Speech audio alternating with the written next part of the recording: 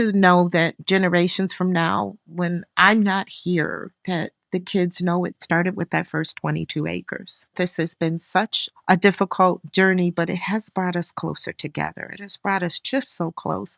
And so when I'm gone, I hope it continues to do that.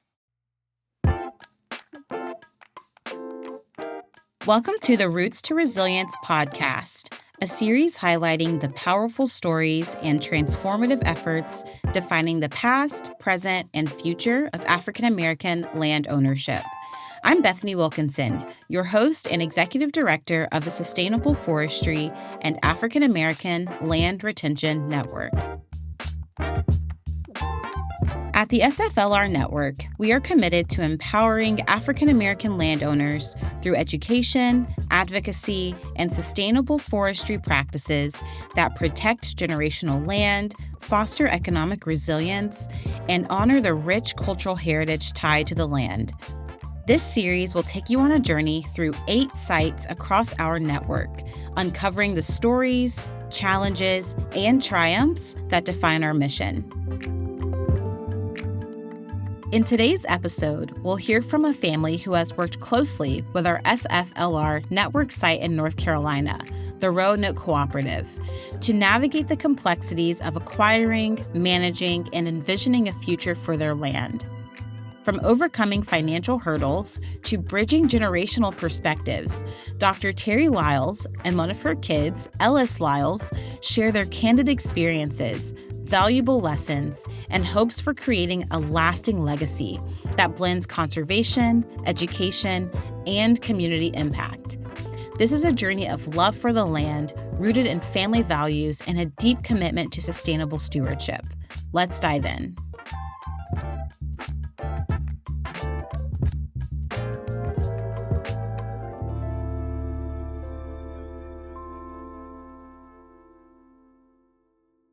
So to kick things off, would you both please introduce yourselves? Yeah. Do you want to get started? Well, thank you for recognizing age and beauty. Good afternoon. I am Dr. Terri Wade Lyles. I'm Ellis Lyles, her son, the 4th of 5. Wonderful. Well, can you walk us through the story of how you acquired your family land? Several years ago, my ex and I admired the journey that some relatives of mine had in Missouri. They had acquired 40 plus acres of land that I watched them develop with their family. And I just thought it was beautiful. And I wanted the same thing for us. Like it made me reflect and think about what really mattered and what we were going to leave to our children and family. We are all tree huggers and nature lovers. We had some experiences in the Carolinas, and that's where we actually landed with this piece of property. And what led to Ellis becoming the primary person managing the property alongside you? It started as if it was going to be this retirement haven, this place for my ex and I to ride off, on the horse in the sunset. And then a thing called divorce happened. A very unexpected divorce. And that really led us to, what do we do now? And so we really thought long and hard. We had some challenges communicating, but one of them was about how this property would look moving forward. So my ex was willing to pass it to one of the children, and Ellis stepped up as that child. He has been the child who has really participated in a lot of the education that we've received. He really has been the boots on the ground. That's how it ended up being Ellis and I, kind of the last 2 men standing. But he does have the consult of his siblings, of his 3 siblings. When you're speaking of heirs property, it can get caught up in the drama and emotions of the family when it's truly about legacy. So when you want to keep it about legacy, you can't let the emotions and breakups and disagreements get in the aspects of family legacy. That's separate from those disagreements, from those arguments. because we've seen so many different horror stories where land can break up families, and you can never let it get it to that, because it's about legacy. So to be able to keep it as legacy, you have to be able to disconnect from some of those emotions and other things. And I think one more thing I want to throw in there, we also both agree that it's going to be really important how we model this for our upcoming generations. Right now, I just have one grandchild. She needs to see how this property is handled and how we co make decisions. The voice of everyone can be trusted within the whole family at this point. And I think that's also groundwork that Ellis and I agree on, that it's really going to be key moving forward. Yeah, absolutely. What I am learning increasingly as I talk to landowners throughout the SFLR region is just how questions around land, legacy, ownership, family, how complex and nuanced and messy it can be, and it really does take a tremendous amount of wisdom, forethought, and intentionality to set things up in such a way that as many people as possible are involved, included, and also keeping some of the more challenging dynamics at bay. It really, there's an art to it. There really is an art to it. So it's exciting to hear that you all have kind of found a path forward in the midst of all of these real life scenarios that is helping you stay on track with what you hope to complete for your family legacy.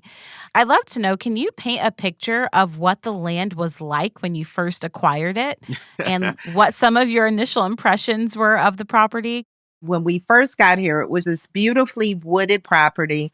It was two adjacent lots of 10 plus acres in a gated community. Our land is also a little unique because we purchased in a gated community. It was a lot of wetlands. I was so enamored with the appearance and just the vision that I didn't think about what that could mean. So we had this idea. We have 22 plus acres. So before the kids even got there, we began to have it cleared. And we did not realize that we were functioning from an old wetlands map. It was way outdated. The land that we had cleared quickly became a river, right? Because there was nothing to anchor that vegetation and the land, and it became almost like quicksand. It was awful. And the kids really were not impressed. You could see the water running. It was then, I think, that we really bonded over it. Because Ellis had just finished his degree in land restoration and we were overwhelmed. We had an amazing relationship with the sustainable forestry team. They encouraged us to, keep it going, to have our kids involved. I had talked to some other property owners and were like sharing their journeys. And I admired the ones that had their kids on board or had multiple generations. So I didn't run in the opposite direction, but it kind of circled the wagons around the family and the kids, and that's how we mitigated it. But the original vision was beautiful, and it still is now. But for a minute, not so much.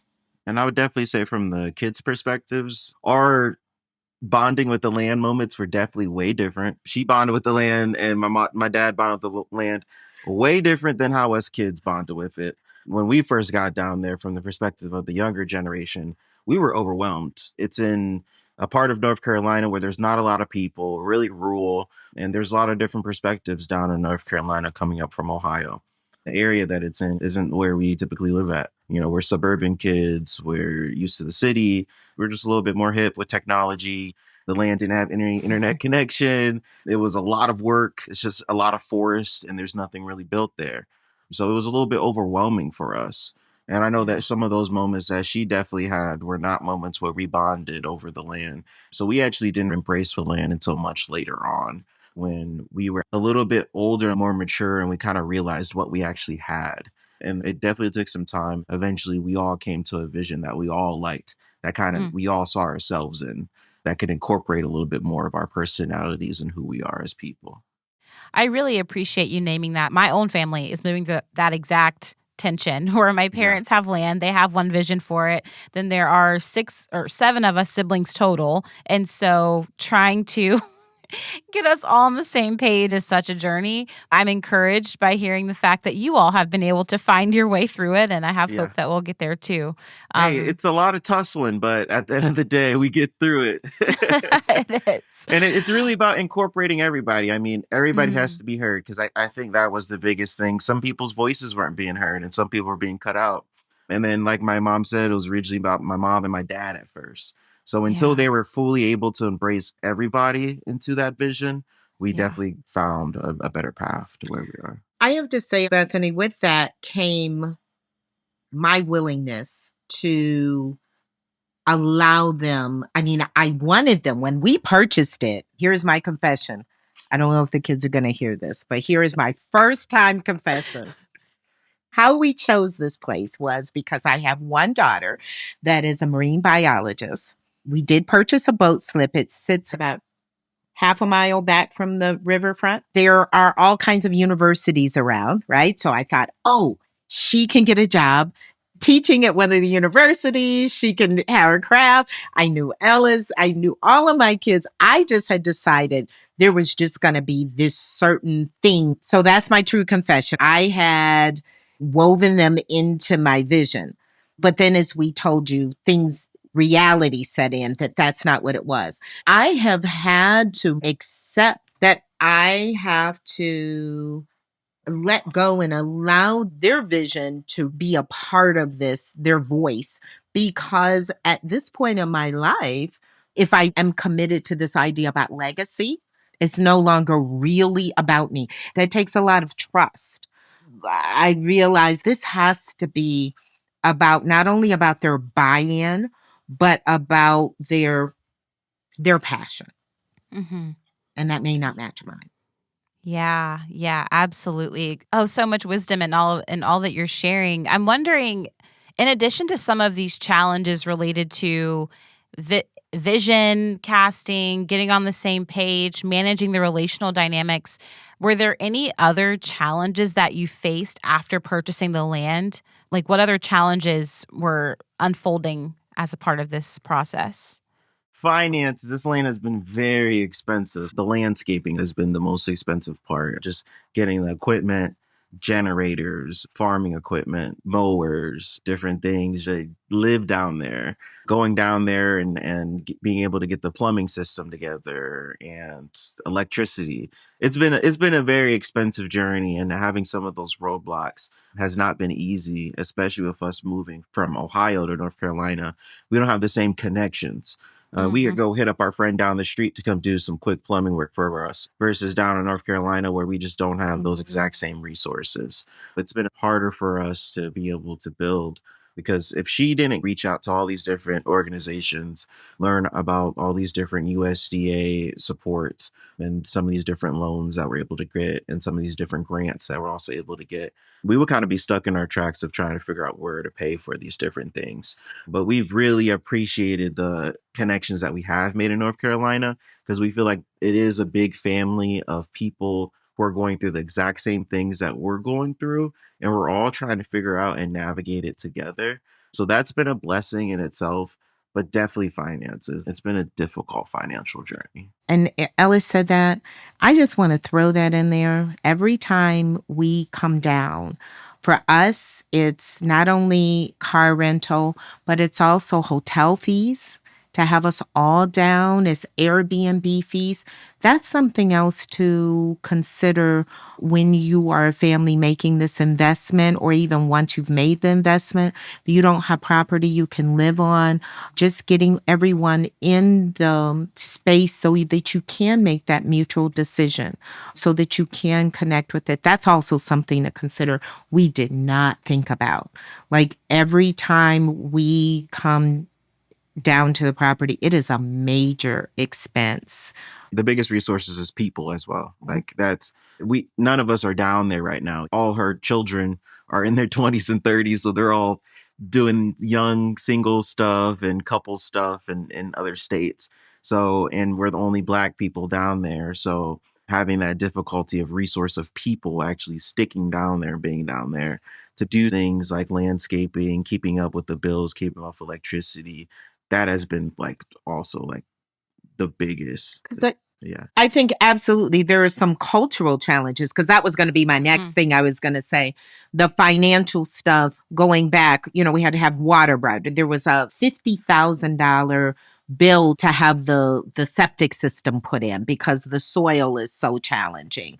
So not only the purchase of the land, which we could not finance because it had an existing building sitting on it. So we exhausted a lot of our finances there. Then, having a septic system put in, having the electricity brought onto the property, having it cleared, normal maintenance, POA fees, taxes, and not having a lot of time to consider how we can make money off of this property has been a challenge. So then we get into the cultural differences that we face and being able to connect with just the rest of the local community has been the next challenge, finding people you can trust being absent landowners also. But I want to say those friends are not from the immediate community. They're not our neighbors. Yeah. They are the sustainable forestry community. Those are our friends. Those are even the ones that are in the same county that we're in, because we have to learn to stop saying suburbs and cities because there it's counties. But even in the same counties, I've met some of my neighbors who own neighboring property or who are in closer counties. I've met them through our connections through sustainable forestry, mostly that huge community. When there's been a storm or we need someone to go check on the property, we have been able to call some of those representatives and say, hey, can you go see what's going on, or if we got through it or what we need to do. Wow. Can you share a story about a time when the SFLR network stepped in to help you through a particularly challenging situation that you were moving through in those earlier years? Absolutely, I do. Remember, I told you we had it cleared. So I don't remember how many acres we had cleared. But I didn't know. I should have asked to have the wood either removed or chopped up. So the person who cleared it put it all in this big, huge pile. First of all, it created it was part of, I think Ellis decided was part of the problem with why we were flooding because it was redirecting water. It was creating a wetland. It was creating a habitat. There were snakes living in it. Oh, there were Coyotes living in snakes it. and coyotes with little dens in it. And then some of what we had chipped down was in another part of the property. And that in itself had become a habitat for things. It was just all overwhelming. I didn't know what to do about it. I could give you this list of what's funny now. It was not funny then. But it's really funny about all of the things that we did naively. So I reached out to Alton, who I had on speed dial for a number of years and still do, but I need him a lot less than I did in the beginning. I sent him pictures and I was just like, what do I do? I have this tower of trees that were not mature enough to sell or to harvest. What do I do? And he, after seeing pictures, and he's not local, but he came out and he said, this is what you do. And he gave me 3 options. He offered us financial support, encouraging us to become certified burners. He told us about the availability of a course. His team emailed us and said, hey, here's your opportunity and we can help support you with that. And so they did. And so we were able to burn that until it was more manageable. And also, he and his team helped us to establish a relationship with the forestry team, with a team of foresters. And that was an amazing relationship. So it allowed us being comfortable with getting that certification, but bringing them onto the property to help us manage it and address some of those mistakes we had made in the beginning. My background is in environmental science, conservation, and restoration ecology. I mainly do a lot of field research and environmental-based research. I originally wanted to get into forestry. I wanted to get into the forestry service, and that experience kind of roped me back in. And I was able to get the certified burner certification. And I learned so much. We learned about surveying lands. We learned about getting your wetland certification and how to conserve some of your wetlands and how you can actually get funding for conserving your wetlands, how to burn, what not to burn, signs to burn. North Carolina's burning seasons, when it gets dry, when it's not dry. Learned a lot more about the soil, learned a lot more about the trees and what type of timber is down there. One experience led to another, and then you're learning so much. And then you meet these people, and we're friends with at least 10 people on the team now. So it was great. Yeah, I'll emphasize again that team and community that we have are not our neighbors. We live in a gated community with probably about a dozen homes now built, if not more. I don't know them other than our annual meeting we have, but I do know that community that Ellis is talking about, and they're professionals, they're organizations, and they're people like us that I now have their phone numbers and I can call them too and talk about the journey and options. Yeah, that's incredible. I keep referencing how many conversations I've gotten to have with landowners lately, but it really is so inspiring just to know that there is such a web of support if you look for it, and if you are dedicated to weaving that as you're managing your land. How does your family plan to steward the land in the future? Yeah, so moving forward with managing the land, a lot of us have a lot of different skill sets. My sister is in the mental health field, while my other sister is in marine biology. So we want to start up a nature retreat with mental health therapy, reaching out to moms that need some support, that need a getaway, having a space for them to come for a week-long retreat to where they're able to embrace with nature, come hang out with the eastern box turtles, come kayaking and canoeing on the sound, come for sound healing and utilizing some of the traditional wellness of the land to get a getaway. Also, being a conservationist and utilizing some of my naturalist skills, utilizing the plants on the land, being able to have medicinal lesson classes, being able to create our own soaps, our own candles, our own essences as like a workshop, as a class with the community, to be able to teach some of these traditional ways of utilizing the land to the community. Some other ideas that we've also had were some Airbnb stays, not just doing traditional Airbnb stays to families, but also reaching out to corporate events, having weddings inside of the nature woods, having wedding retreats and wedding spaces and corporate event spaces. Let's say if a university needed a retreat for a week, utilizing our land to be able to house that retreat space and having different activities for them, maybe even partnering with a local university to teach a course utilizing some of our land and some of our traditions and practices that we have. We have a lot of different ideas to kind of not just have like a traditional farm based stay, but also have a stay that kind of incorporates a lot of those different skills that we have. So, being able to do something that kind of is both maintainable and also fun that incorporates all of us.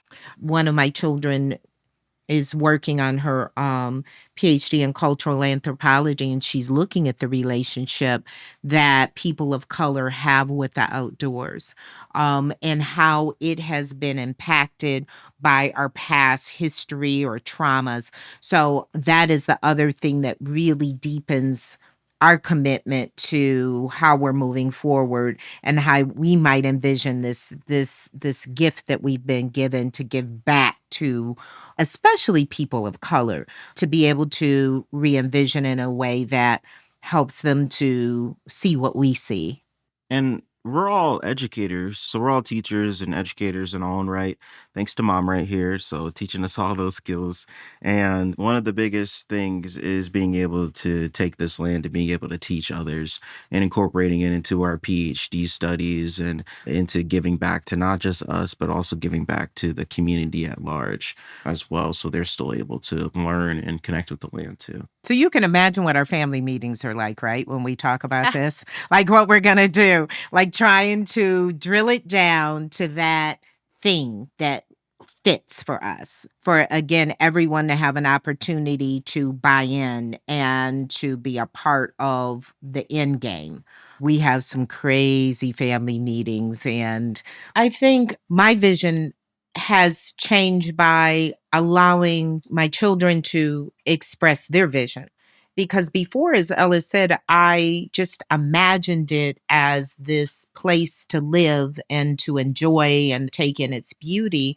But now I look at it in a very different way. They've made me think about our relationship as people of color, our community's relationship with the outdoors, really extending that vision and the richness that it does represent, considering the history of this land, the history of the state, the history of the space, and really looking at the relationship that we sometimes have or don't have as people of color with the outdoors, with nature, looking at options and being able to help so many people connect and understand and embrace and kind of peel back that onion and become to know some of what we see and know is a whole nother layer of life that my kids have me excited about.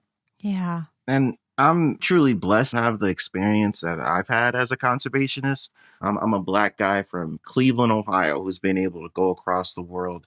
How many people from Cleveland are able to do that? Not a lot. I've even been able to go to college and learn my history. How many people have been able to do that?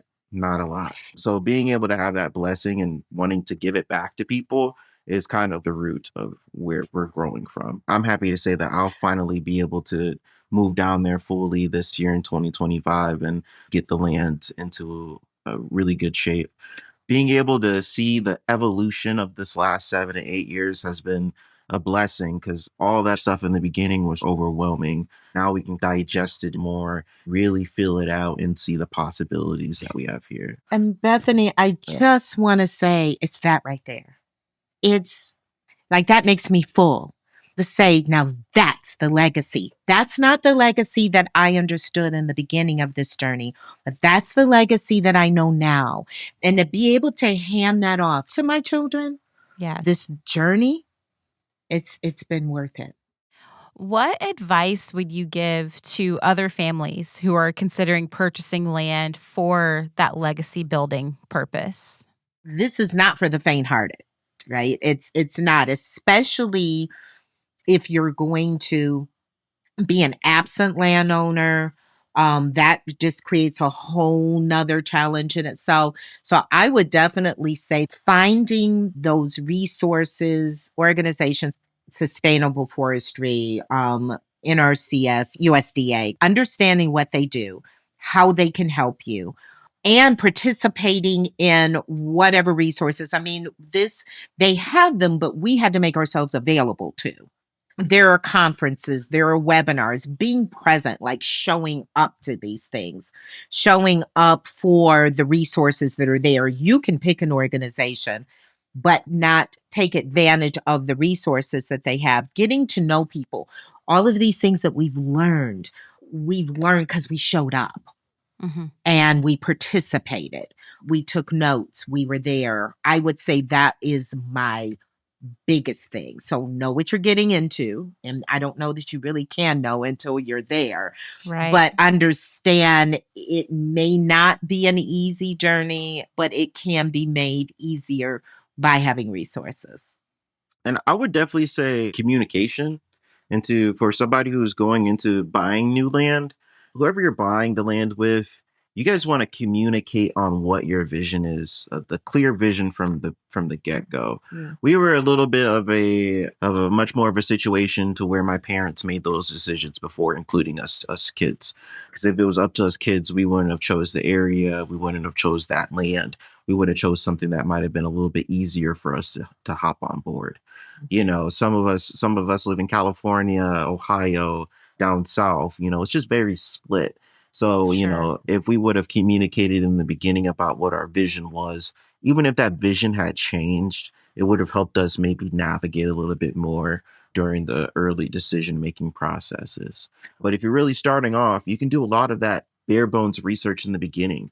You can get some of that communication out the way, be like, hey, we're looking for a farm area, and we're going to turn this farm into a animal and a plant farm. So where is the best place where I can get the best funding for that? Where's the best place that I can get the best grants for that? Yeah. How are we looking 10 years down the line for this? Is this the best climate for these animals? Is this the best climate for what we're doing? And is this the best clientele? Like if we're starting a business or something like that. So definitely doing some of that research. How far away is the nearest Walmart? How far away is the nearest store? So we're not to take into calculation for traveling throughout the day and resource intake and stuff like that. So it's just some communication in the beginning to really set your vision out, treat landowning like a business, make a 5-10 year plan and make an actual business plan and try to execute it like that. I would say that having that clear vision, understanding, really researching your why, not knowing your why. Why are we doing this? And if it's for a legacy, if this is a legacy investment, then understanding the legalities of that. So understanding your why are we purchasing this? Who is this going to involve? And when that hand changes, what's next? So it goes back to that vision is huge. So that point about vision brings me to my last question. What do you hope this land will mean to your family 100 years from now? I know for me, this is the start. So the whole prospect is to have this land and to eventually utilize this land to be able to get more land.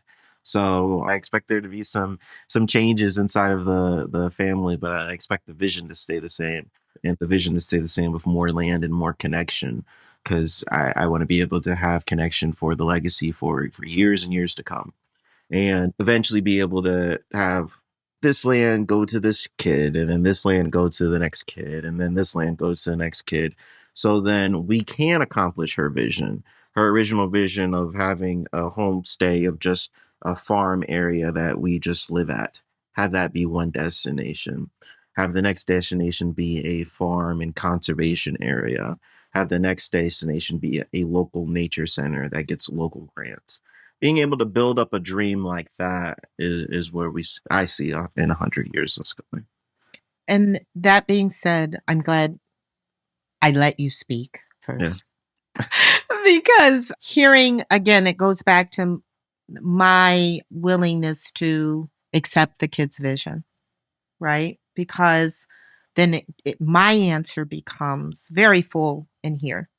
Just to know that generations from now, when I'm not here, that the kids know it just started with me. I don't want that to sound selfish, but this has been such a difficult journey, but it has brought us closer together. It has brought us just so close.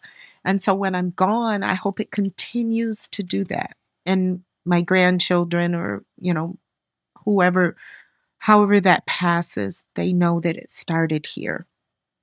And it has become that legacy and that resource, but it started here. It started with that first 22 acres. And so I just want to say thank you so much for your time and for sharing your story. And I just know it's going to be so helpful to other landowners, to partners of SFLR, to really understand the complexities that landowners and families have to move through when they acquire land and then want to create a sustainable plan for it. So thank you so much for sharing. Thank you so much for your time. Thank you for joining us on this journey into the heart of sustainable forestry and family legacy. The Lyles family story highlights the importance of vision and collaboration in land stewardship and building a family legacy. Whether you're a landowner, a conservation enthusiast, or someone dreaming of building a legacy, we hope this episode has sparked ideas and provided insights to guide your path. Don't forget to subscribe and share this podcast with others who care about the land and the stories it holds. Until next time, let's continue cultivating a sustainable future, one family and one forest at a time. Roots to Resilience is a sustainable forestry and African American land retention network podcast. Our senior producer is Ivana Tucker. Our engineers are Asia Simpson and Jacob Winnick. Our executive producers are Melise Toussaint and Eliza Smith. This podcast was produced in collaboration with Cascade Advisory and Cosmic Standard. For more information about our work at SFLR Network, check us out at sflrnetwork.org and be sure to sign up for our email newsletter. Special thanks to our network sites and to the American Forest Foundation for supporting the podcast. This material is also based upon work supported by the U.S. Department of Agriculture. Any opinions, findings, conclusions, or recommendations expressed in this publication are those of the authors and do not necessarily reflect the views of the U.S. Department of Agriculture or of our other sponsors. In addition, any reference to specific brands or types of products or services does not constitute or imply an endorsement for those products or services. I'm your host, Bethany Wilkinson, signing out.